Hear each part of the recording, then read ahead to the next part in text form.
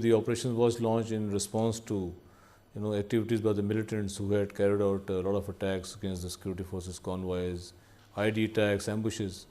And the situation in Mireli was deteriorating because they had started targeting the civilians also.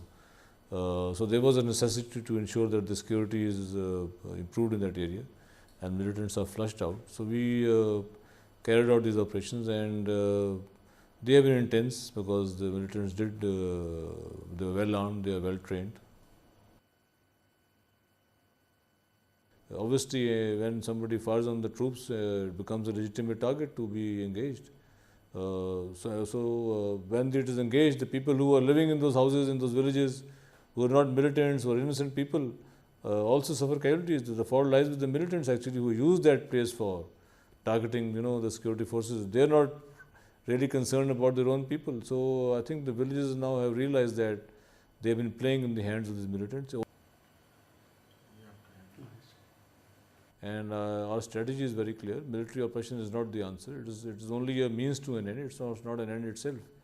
And military operations can only create a environment. After that, obviously, political steps need to be followed through. And unfortunately, every time the military has been able to create that environment for political engagement to take off, the people who have been responsible for that have failed to do that. So we are very clear that military is not the answer. Obviously, it has to be political engagement, administrative reforms. We've undertaken a lot of development work which has made a lot of difference, but ultimately it's a political solution.